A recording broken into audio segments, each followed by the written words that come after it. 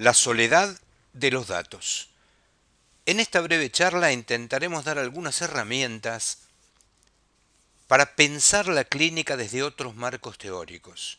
La premisa fundamental será que datos sin teoría producen errores de pensamiento. Los puntos centrales que trataremos de abordar son: ¿cómo pensamos frente a un paciente? ¿Qué es una causa? ¿Cuáles son las causas de las causas? ¿Cómo podemos distinguir un síntoma de una adaptación? ¿Qué son la homeostasis y la alostasis? ¿Puede haber síntomas sin daño?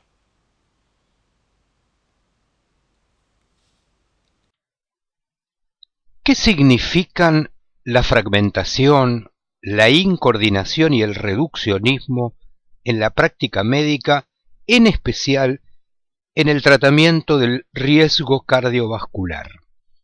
Es posible que muchos de nosotros hayamos tenido durante mucho tiempo, o aún hoy, la idea de que los factores de riesgo como la hipertensión, la dislipidemia, la diabetes o la obesidad son entidades discretas, no vinculadas entre sí por núcleos causales evidentes, y esto haya motivado una práctica médica orientada a la corrección de variables aritméticas, que generó una fragmentación insostenible desde el punto de vista conceptual y desde el punto de vista asistencial.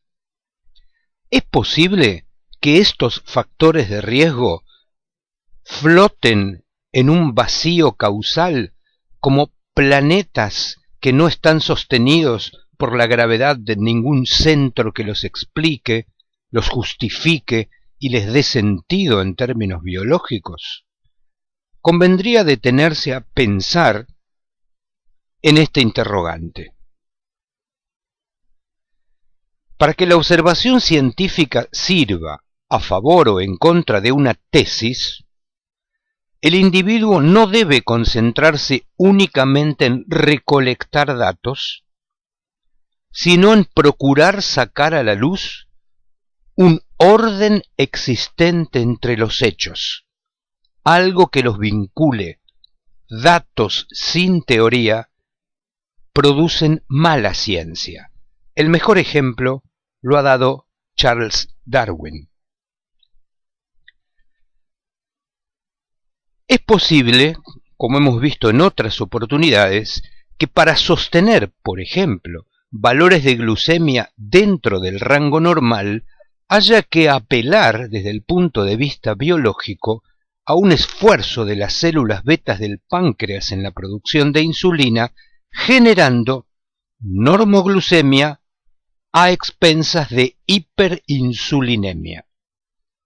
Pero como todo en biología, esto tiene un costo, y la hiperinsulinemia es responsable de la hipertensión arterial, la dislipidemia, la inflamación crónica aséptica, el daño en el sistema nervioso central, la trombogénesis, la aterogénesis, incluso la carcinogénesis y la disfunción endotelial, es decir, los mecanismos biológicos adaptativos, en este caso la hiperinsulinemia, resuelven el control de una variable, como la glucemia, pero tienen un costo fisiológico, en particular cuando esto se perpetúa en el tiempo.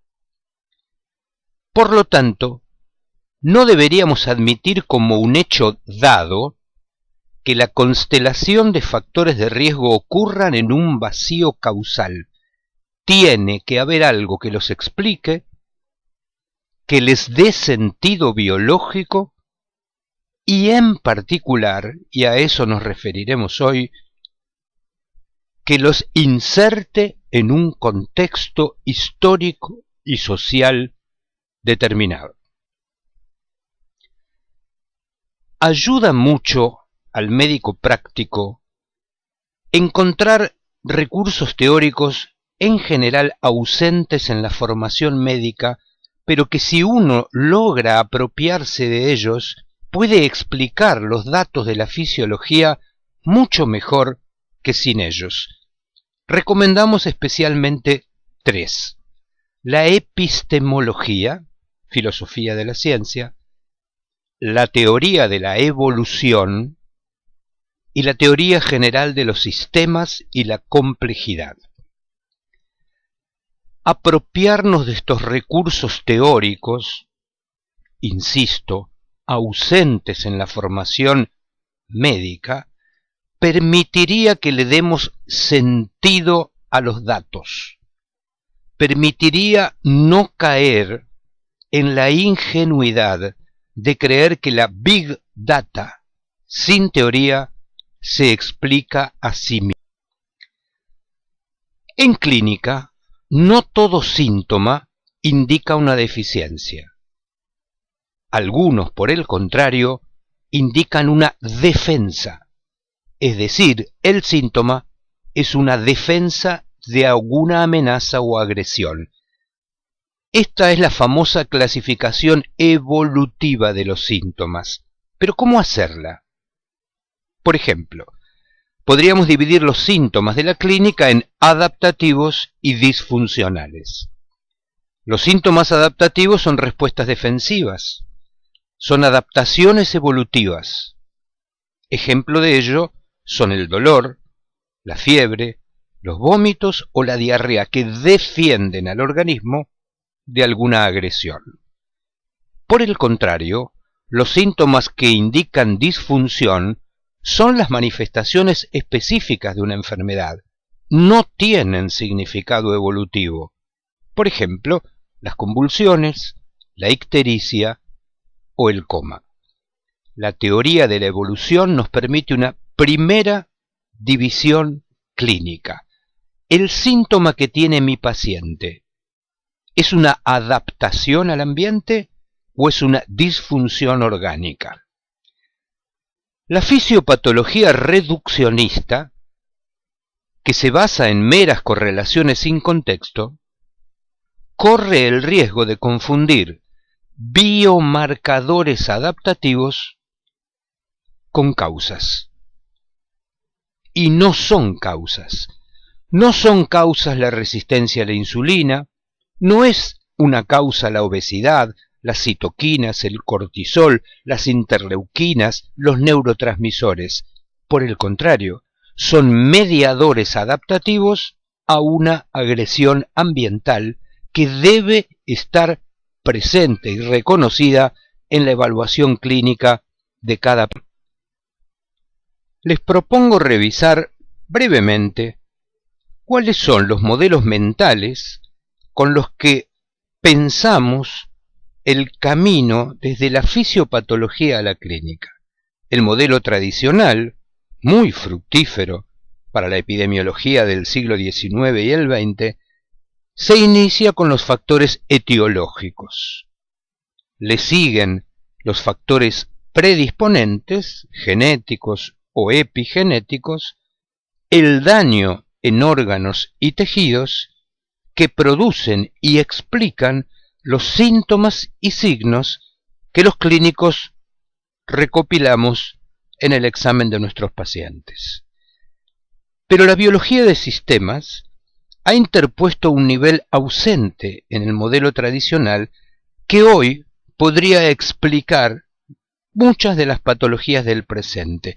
Este nivel intermedio, que se denomina nivel autorregulatorio y que se interpone entre el daño de órganos y tejidos y sus manifestaciones clínicas, incluye una serie de mediadores hoy fácilmente identificables que intentan resolver adaptativamente situaciones que impone el ambiente.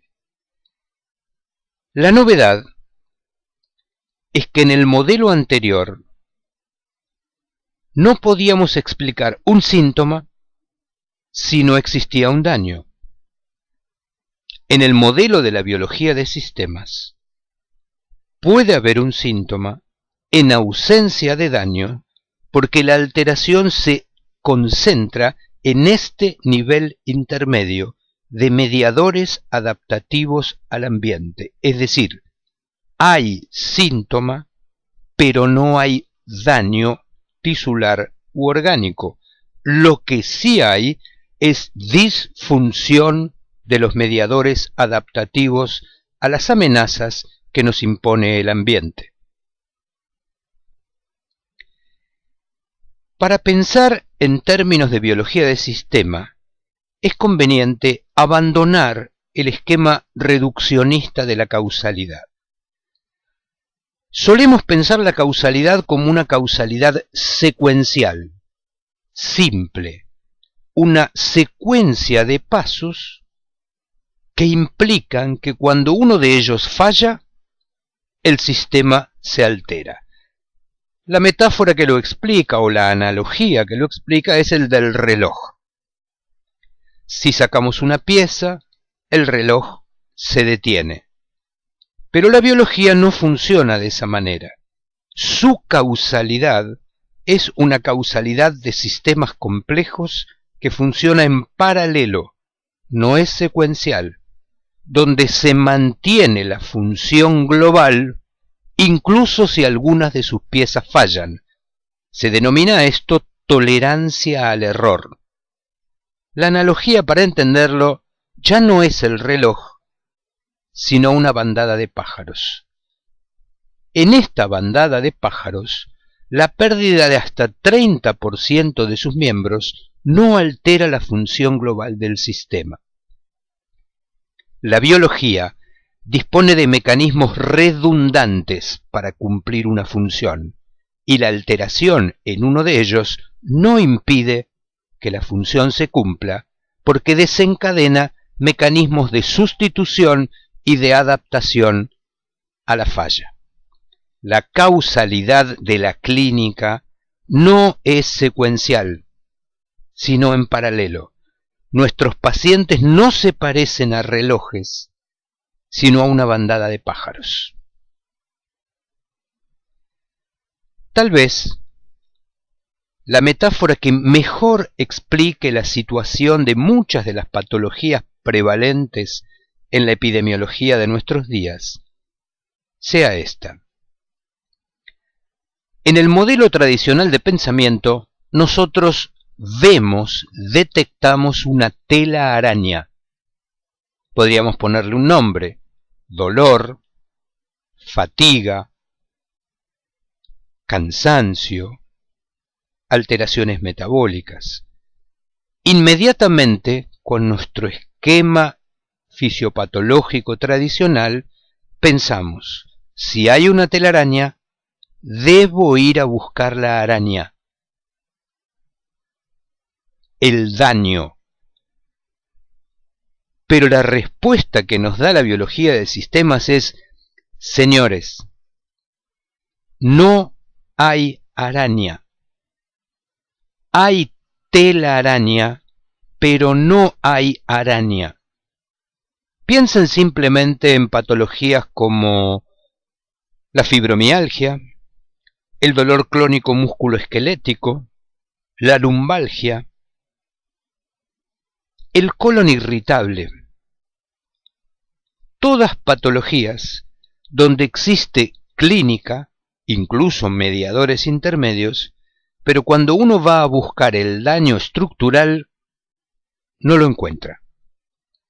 Resonancia magnética en la columna, videocolonoscopía en el colon irritable.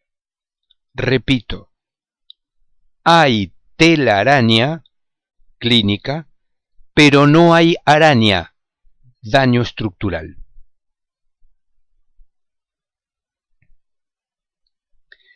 La idea que funda la medicina moderna, clásica, es la especificidad y la modularidad. Es decir, hay que encontrar la falla en un módulo. Si el paciente tiene ciclos de constipación, diarrea, distensión y dolor abdominal, la videocolonoscopía tiene que mostrar un daño. Y olvida que los módulos están conectados.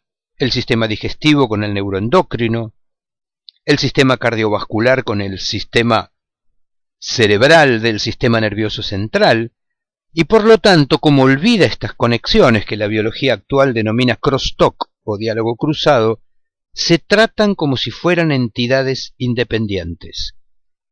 Esta fisiopatología, centrada en la especificidad y en la modularidad del daño, ha llegado a su fin.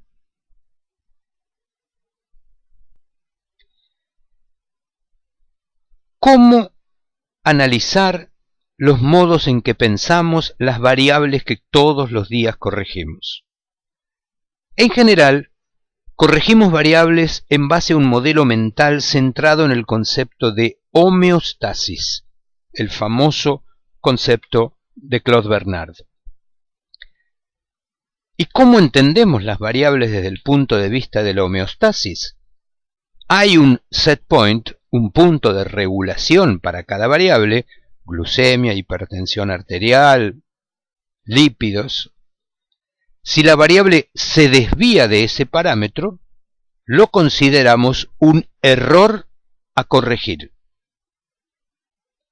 Por lo tanto, intervenimos para corregir el defecto, porque entendemos que la variable es la expresión de un sistema que se regula de manera homeostática.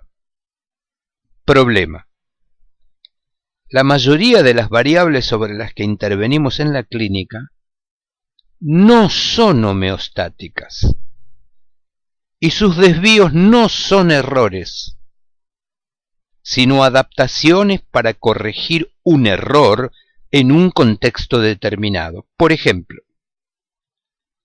la obesidad no es un error, sino una adaptación a un ambiente obesogénico que aporta un exceso de sustratos oxidables que superan la capacidad metabólica del organismo y por lo tanto desencadena una respuesta acumulativa en forma de expansión de los adipocitos. La obesidad es la adaptación a un ambiente obesogénico. El peso no es una variable homeostática, sino alostática. ¿Y qué significa que una variable sea alostática? La alostasis dice algo muy diferente a la homeostasis y dice lo siguiente: los parámetros no son fijos, no tienen un set point establecido, sino que varían de acuerdo a la demanda.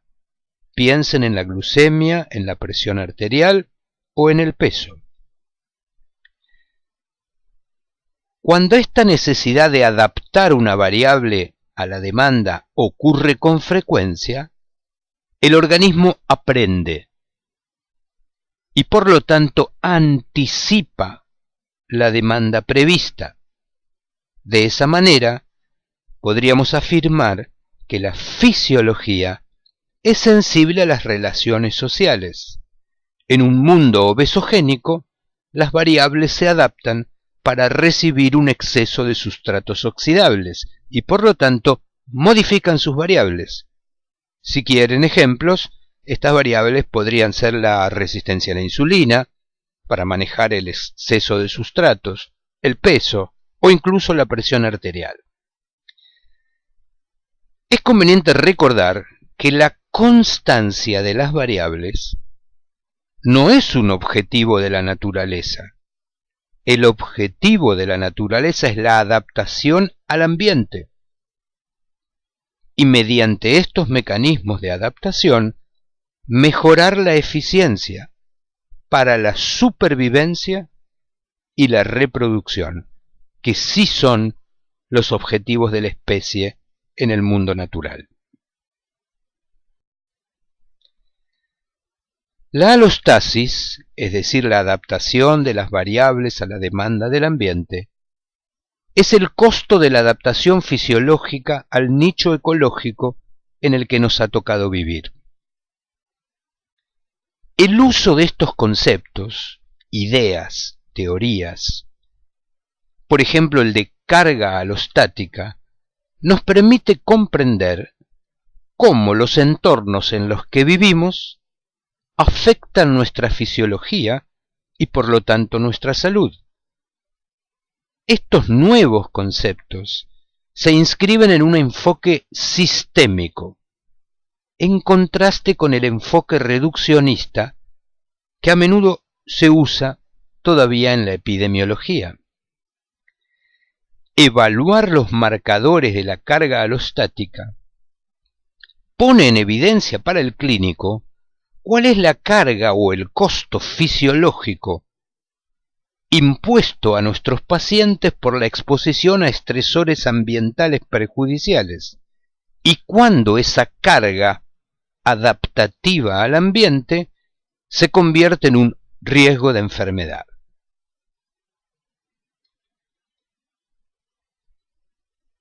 Tenemos bien establecido cuál es la respuesta fisiológica al estrés ambiental. Si aparece un evento estresante, se producen acondicionamientos adaptativos. Superado el evento, se vuelve a las variables anteriores. Pero recuerden que el mundo en que nos toca vivir hoy, los eventos estresantes son frecuentes, permanentes, cotidianos. Por lo tanto, como los mecanismos alostáticos son predictivos, anticipan esa carga y por lo tanto acomodan sus variables, resistencia a la insulina, peso, presión arterial, para enfrentar un mundo que resulta repetitivo y cotidiano. La respuesta reactiva al estrés, por ejemplo si nos corre un tigre, modifica las variables y superado el evento las devuelve a su estado fisiológico, basal. Pero si el estrés es de menor intensidad pero permanente a lo largo del tiempo, el sistema aprende y modifica las variables de manera permanente. Necesita para enfrentar el ambiente en el que vive más resistencia a la insulina, más expansión de los adipocitos, más presión arterial. Para conservar el equilibrio de algunas variables fundamentales, se requiere aumentar la carga adaptativa que denominamos alostasis. Cuando ese esfuerzo resulta insuficiente o incluso produce daño colateral, lo denominamos carga alostática. Como acabamos de mencionar, la alostasis es una adaptación que aprende del ambiente y se anticipa a la demanda. El cerebro integra el conocimiento previo con datos sensoriales, es decir, provenientes del ambiente, input, y predice qué recursos serán necesarios para enfrentar la realidad en la que nos toca vivir. Más tarde, dirige a los efectores, output, las señales para optimizar la distribución de los recursos según la demanda que ha anticipado. Es decir, la alostasis aprovecha el conocimiento previo, predice la demanda más efectiva para el nicho ecológico en que los organismos viven y señala a sus efectores cuáles son los controles que deben realizar en las variables que manejan para aumentar la eficiencia adaptativa al ambiente. Los circuitos que intervienen en esta regulación predictiva van desde el hipotálamo, la pituitaria y la glándula adrenal a todos los ajustes de los sistemas nerviosos autónomos, simpático y parasimpático, en el enfrentamiento de un estrés agudo, que nos corra un león, que nos apunten con un arma, Estas adaptaciones se producen de manera inmediata y superado el episodio vuelven a sus valores basales. Pero como acabamos de decir, en un ambiente que requiere adaptaciones permanentes, que tiene un estrés continuo, el sistema aprende y predice. Por lo tanto, anticipa el ajuste de sus variables al ambiente en el que vive.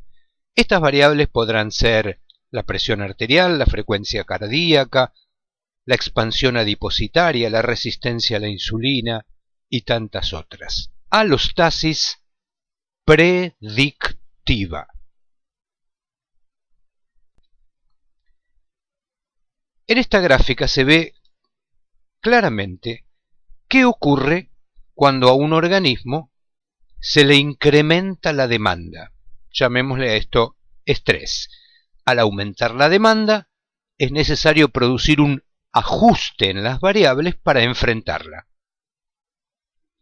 Cuando la demanda desaparece, estrés agudo, las variables retornan a sus valores basables y esta capacidad de ajustarse y de volver a las condiciones iniciales es lo que podríamos denominar salud.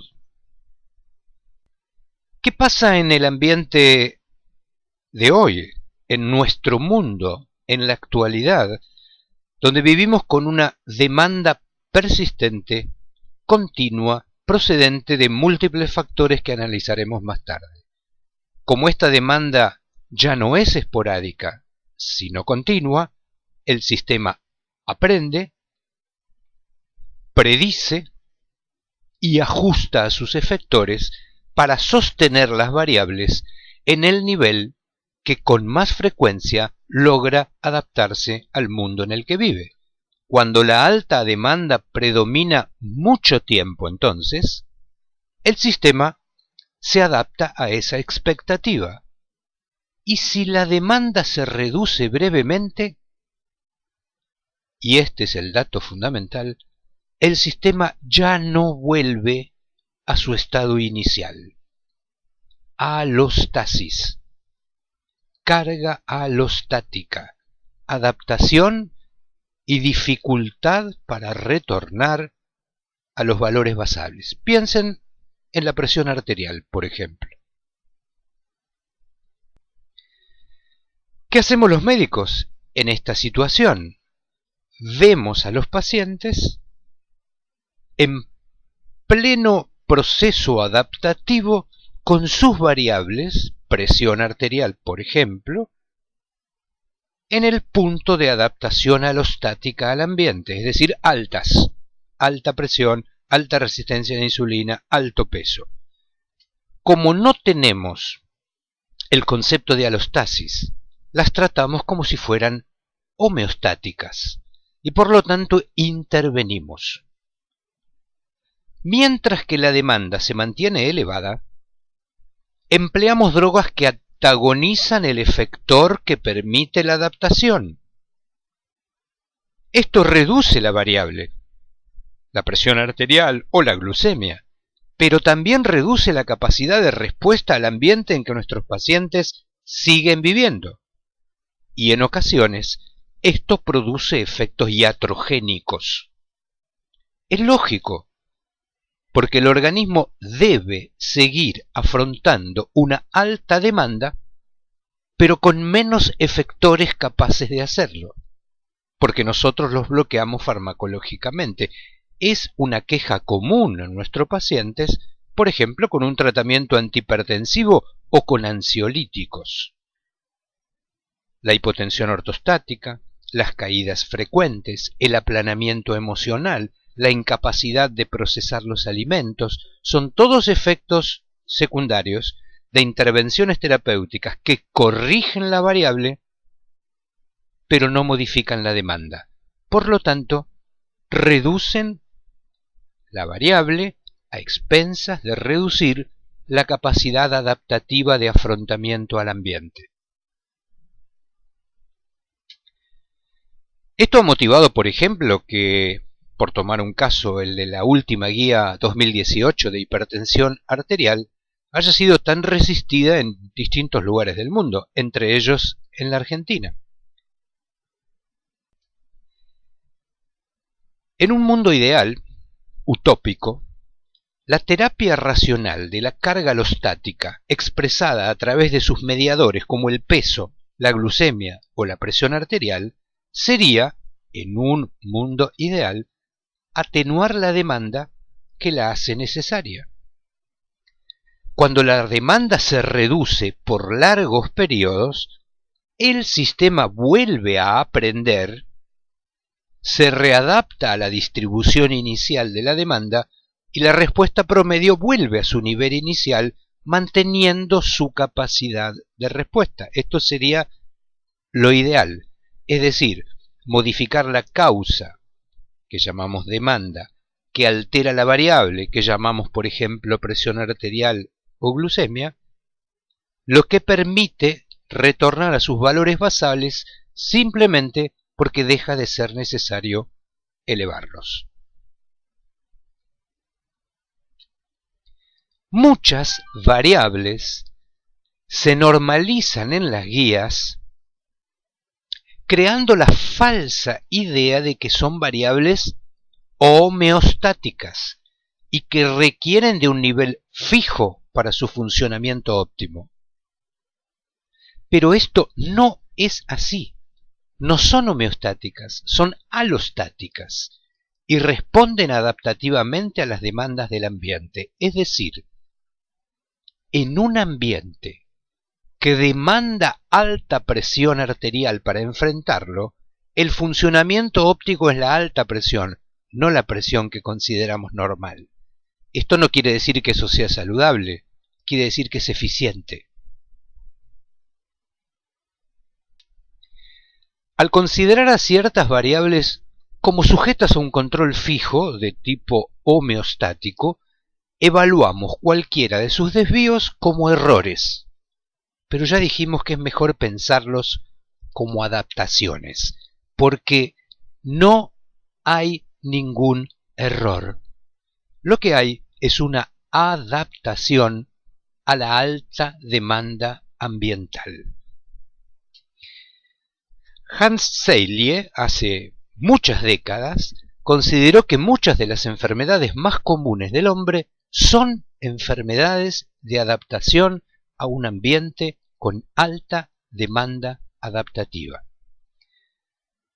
Hace pocos días la revista Circulation publicó un artículo donde se menciona el modelo complejo del riesgo cardiovascular que afecta distintos módulos que en algún momento creímos separados, pero están muy vinculados, pero no menciona sus capacidades adaptativas, la demanda ambiental y por lo tanto propone, como ven en el gráfico, un tratamiento específico para cada uno de ellos sin considerar en ningún momento la demanda ambiental y la adaptación fisiológica.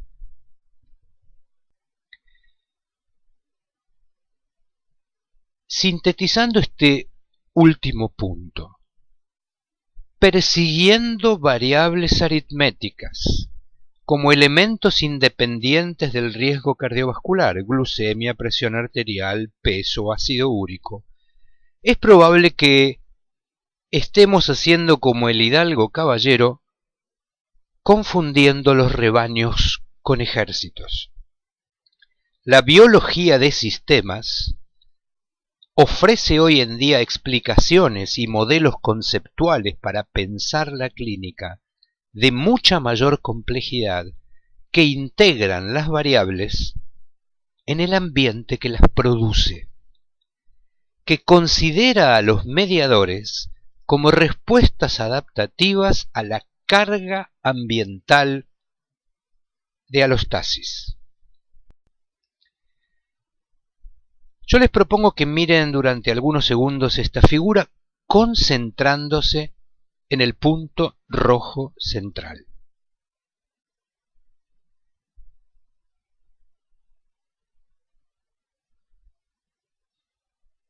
Como probablemente le ha ocurrido a muchos de ustedes, Si uno se concentra en el punto central, la periferia se borra.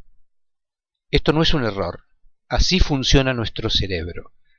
La focalización extrema en aspectos puntuales difumina, condena a la penumbra el.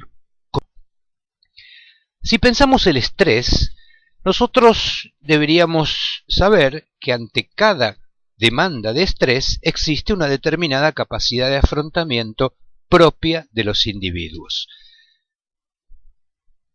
Si el agente estresante es controlado exitosamente, por ejemplo, mediante luchar o huir, esto es la respuesta tradicional al estrés agudo, habrá entonces un correlato neuroendocrino y hemodinámico, por ejemplo, aumento de catecolaminas, de frecuencia cardíaca y presión arterial, que pueden controlar al agente estresante.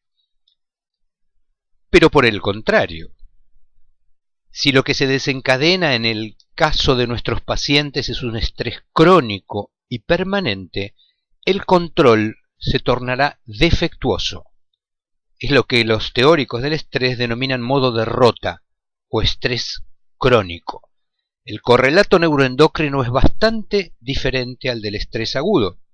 Habrá aumento del cortisol, disminución de las funciones reproductivas, depresión, disminución de la frecuencia cardíaca, disminución inicial de la presión arterial, pero muy rápidamente, hipertensión arterial adaptativa y crónica, obesidad abdominal, resistencia a la insulina, hiperplasia adrenal, intolerancia a la glucosa, dislipidemia, enfermedad vascular coronaria y cerebrovascular. Existe un correlato neuroendocrino que se vincula con las relaciones sociales.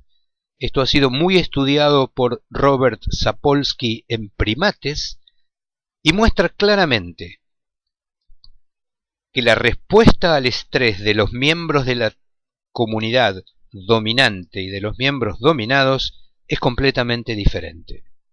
La adaptación implica mecanismos neuroendocrinos diversos de acuerdo al papel, al rol, al punto en que cada uno ocupa en la escala social de la comunidad en la que vive.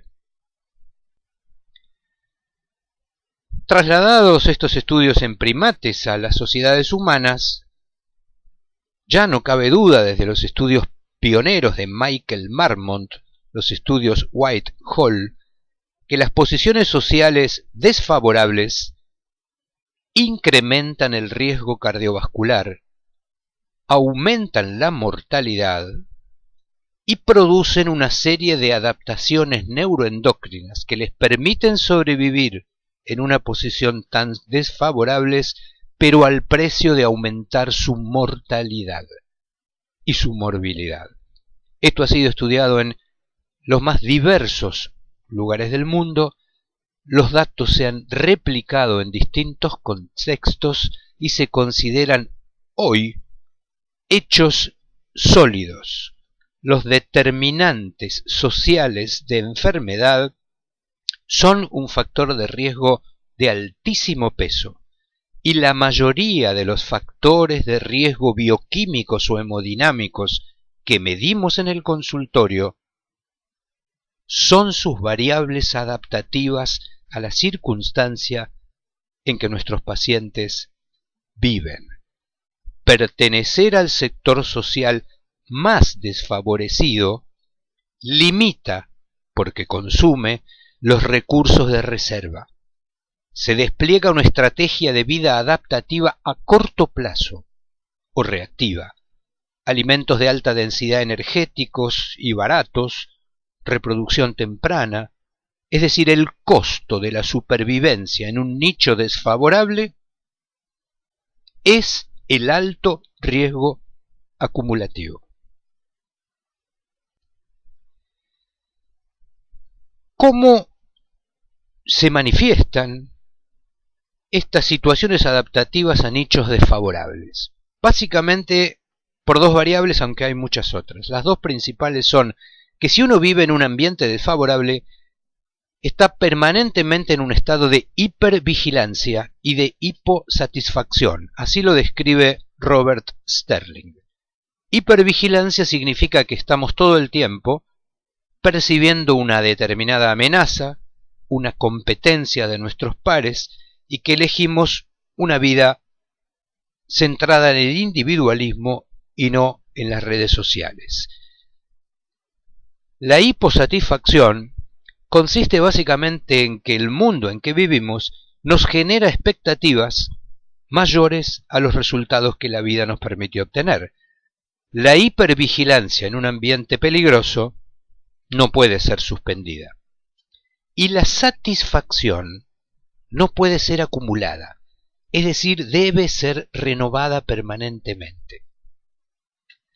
La hipervigilancia, por ejemplo, desencadena una respuesta del eje hipotálamo hipofisario adrenal que produce aumentos de cortisol. Desde ya, el aumento de cortisol aumenta el apetito de sal, de hidratos de carbono y de grasa, redistribuye la grasa según el lugar donde estén sus receptores. Como todos saben, los receptores de cortisol están predominantemente en el abdomen, produciendo obesidad central, como ocurre en el síndrome de Cushing. Aumentan los hidratos de carbono de la ingesta y por lo tanto es necesario que aumente la insulina para procesarlos. Este aumento de la insulina, como la de cualquier sustancia que se incrementa crónicamente, produce la regulación a la baja de sus receptores. Se necesita mucha insulina, se segrega mucha insulina, pero los receptores, en el contexto de hiperinsulinemia, regulan a la baja su sensibilidad. Consecuencia, resistencia a la insulina. Es decir, en un ambiente que demanda hipervigilancia, nos salimos de la zona de confort fisiológico para entrar en una zona de alerta, y esto nos torna individuos adaptados a un ambiente desfavorable, pero vulnerables a la enfermedad. La sobreadaptación a un ambiente que exige estos ajustes permite sobrevivir en él al costo de la vulnerabilidad, en particular metabólica y cardio-cerebrovascular.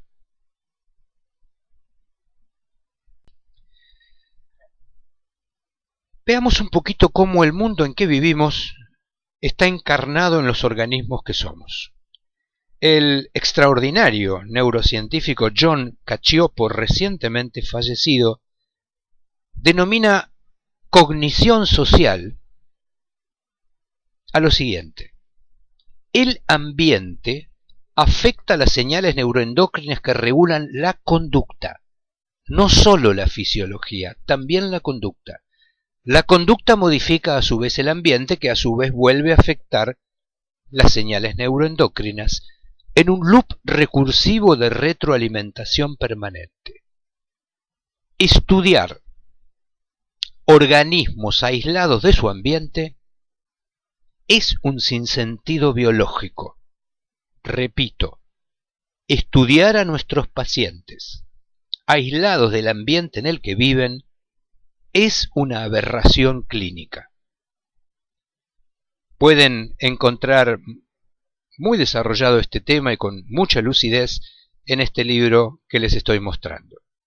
Dice Cacioppo, el ambiente desencadena señales neuroendocrinas para adaptarse a él, que a su vez se manifiestan al mismo tiempo, siempre al mismo tiempo, en la fisiología, pero también en la conducta. El ejemplo que da Cacioppo es muy ilustrativo. Cuando tenemos frío, redistribuimos el flujo sanguíneo, aumentamos la frecuencia cardíaca, modificamos la frecuencia respiratoria, pero también nos abrigamos. Fisiología y conducta van de la mano. Piensen que dos estímulos iguales, que podemos llamar estrés, medidos en su capacidad de perturbar la alostasis, pueden generar respuestas muy diferentes según el contexto en el que viva el organismo al que lo afecta. Y por favor, Escuchen esto que dice Cacioppo. Las reacciones adaptativas se atenúan cuando una agresión es previsible, podemos anticiparla.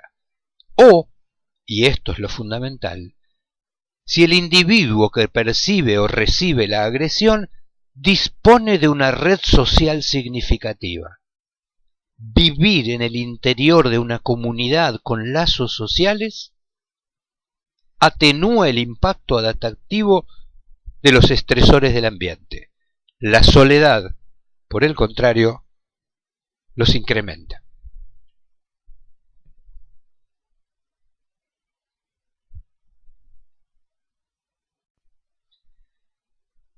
Los mecanismos neurofisiológicos que permiten adaptarnos al ambiente son complejos y están distribuidos en múltiples sistemas neurológicos, fisiológicos, endoteliales, cardiovasculares y muy especialmente endocrinos. Pero sobran las evidencias experimentales acerca de lo siguiente. Cuando las personas percibimos el mundo como amenazante y no tenemos una red de apoyo social, se sensibiliza el circuito córtico-amigdalino, estimulando un estado de permanente hipervigilancia, alterando la actividad inmune, promoviendo y sosteniendo un estado de inflamación crónica aséptica. Sintetizando, la soledad promueve un estado proinflamatorio crónico y sus respuestas adaptativas fisiológicas con un alto costo en la salud. Las redes sociales, los núcleos de pertenencia, el encuentro cara a cara con nuestros pares, atenúa el tremendo impacto que el mundo tiene sobre las personas. Las sociedades occidentales han degradado el gregarismo humano considerándolo un hecho incidental. Vivimos en un mundo de individuos y de individualismo. Cada vez más personas aceptan una vida en la que están física y emocionalmente aislados de sus semejantes. Nuestro medio ambiente ha cambiado, pero nuestra fisiología ancestral ha permanecido igual. Somos las mismas criaturas vulnerables que se amontonaban en una cueva paleolítica para soportar el intenso terror de la noche, que se reunían alrededor del fuego, que se tomaban de la mano y se contaban historias para amortiguar el impacto de la intemperie de la noche y del peligro. El altruismo recíproco está codificado en los genes de nuestra especie, aunque la cultura individualista de nuestros días se empeñe en ignorarlo. Somos esos mismos seres vulnerables que se cobijaban en pequeños grupos comunitarios para soportar la agresión del ambiente.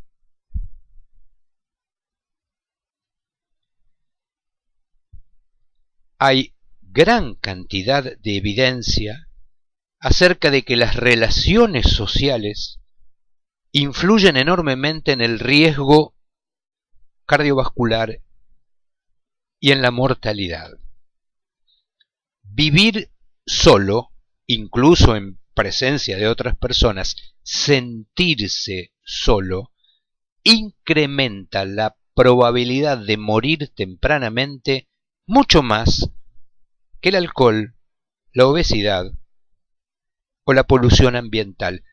Hay gran cantidad de estudios epidemiológicos que muestran que el aislamiento social es un grave factor de riesgo de mortalidad temprana. Sin embargo, en la lista del repertorio evaluativo del riesgo cardiovascular de nuestros pacientes suele faltar la pregunta: ¿se siente usted solo? Noam Chomsky dice que el afecto y la solidaridad son emociones humanas y que una de las principales funciones de la propaganda y el adoctrinamiento es sacarnos esa idea de la cabeza. Los individuos y la sociedad no tienen los mismos objetivos. Las personas queremos ser felices, pero la sociedad quiere que los individuos consuman. Este dilema, dice Daniel Gilbert, se ha resuelto convenciendo a los individuos de que consumiendo alcanzarán la felicidad. Grave error.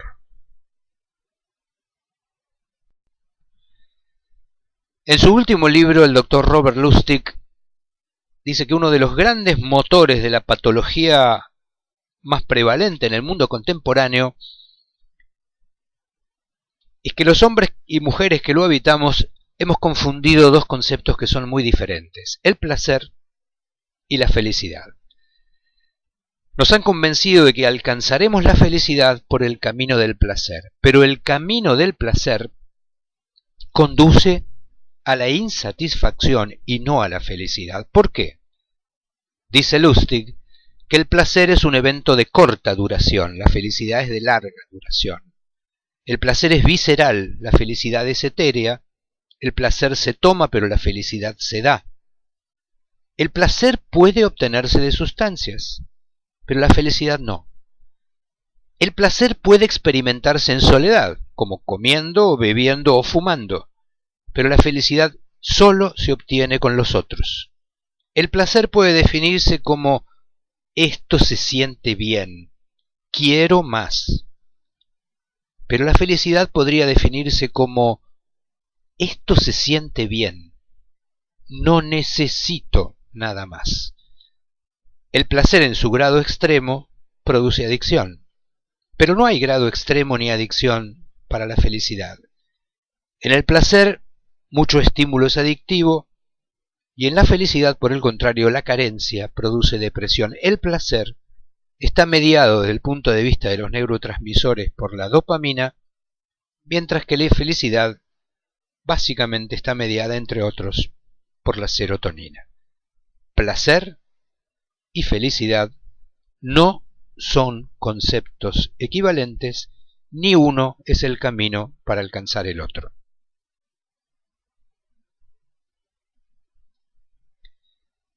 El aislamiento, el individualismo, el confundir placer con felicidad son los motores, es decir, las causas de la epidemia de enfermedades prevalentes que vemos todos los días en nuestros territorios. Hace pocas semanas se publicó un artículo muy interesante que ilustra esto que les acabamos de decir. En Japón se está observando un fenómeno particularmente preocupante, y es que la población carcelaria está aumentando brutalmente y a una velocidad inusitada la edad. Cada vez hay más presos añosos.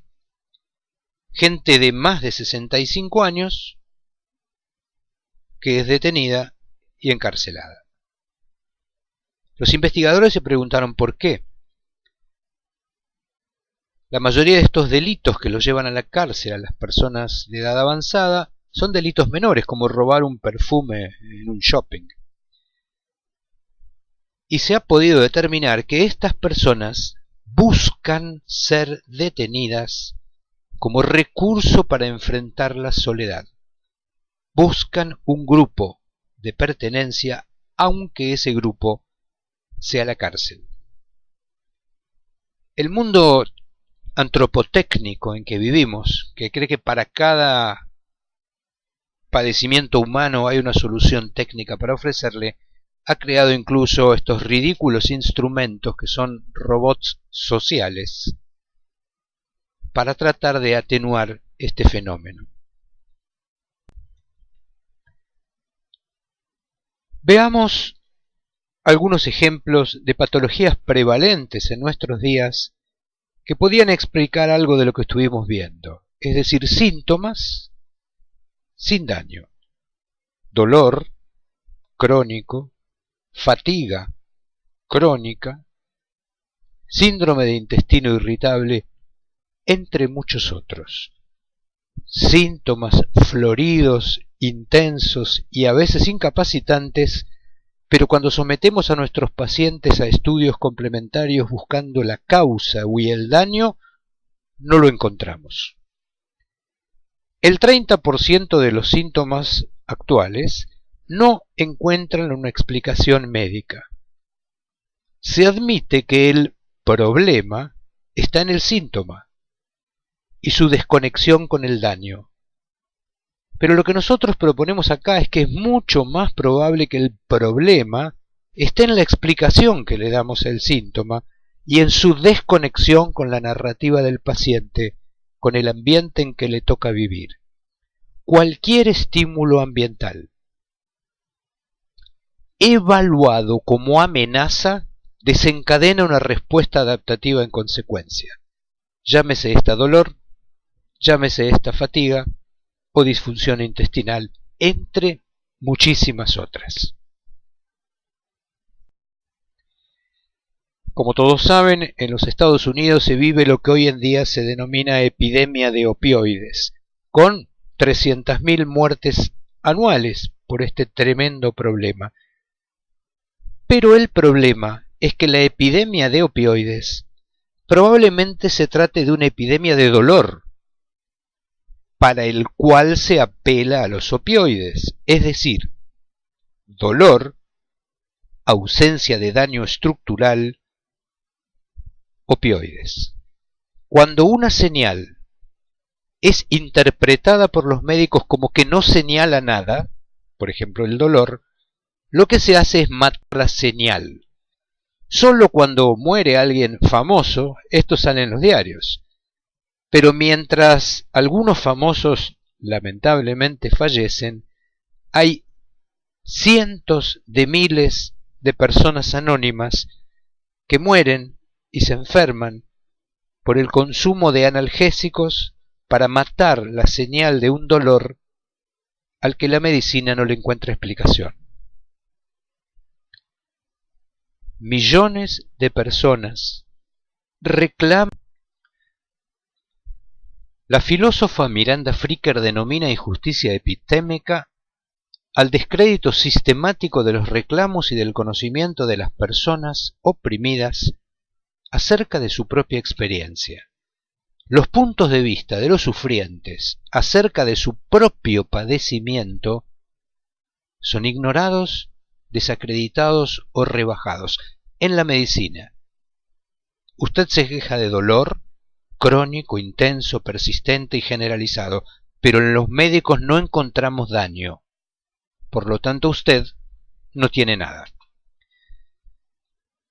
Cuando los sufrientes son excluidos de la participación en la construcción del sentido o en la posibilidad de participar en el conocimiento acerca de la condición que los afecta, se denomina injusticia hermenéutica. El conocimiento experiencial, es decir, lo que le pasa a las personas que sufren, es devaluado, porque las posiciones de poder ostentan el privilegio epistémico, es decir, yo sé, usted no sabe. Y esto se ve en la clínica en situaciones múltiples. Por ejemplo, en la obesidad. Usted come porque decide comer apelando a su libre albedrío. Es su decisión. Es una carencia de voluntad. Cuando incluso los recursos de estudio fisiológicos más elementales demuestran lo contrario. Culpabilizar a la víctima no solo es una estrategia ineficaz, por ejemplo en la obesidad, sino un signo de ignorancia de la fisiología de la conducta ingestiva. La medicina necesita evitar comportarse como Procusto, que en la antigua Grecia tenía una posada en medio de un camino con una sola cama. Cuando sus huéspedes eran más largos que la extensión de la cama, había encontrado la solución perfecta. En lugar de ampliar la cama, cortaba con un hacha las piernas de los huéspedes para que se ajusten a la longitud de la cama. La medicina no puede actuar así. Si enfrentamos problemas que afectan a millones de personas, que tienen síntomas para los cuales no encontramos daño, no podemos excluirlos condenándolos a la estigmatización de padecer enfermedades imaginarias, simplemente porque somos incapaces de modificar nuestros conceptos básicos que nos permitieron muy bien entender las enfermedades del pasado, pero que en las enfermedades del presente tienen todavía muchos puntos oscuros. En lugar de cortar las piernas del padecimiento de la gente, nuestra propuesta es alargar la cama, ampliar el espectro de nuestros modelos mentales para enfrentar el sufrimiento y el padecimiento de miles y miles de pacientes que todos los días nos consultan y para quienes tenemos solo respuestas mutilantes y estereotipadas. Ojalá esto despierte la reflexión y el interés por estudiar otras perspectivas en alguno de ustedes. Muchas gracias por la paciencia de escucharme.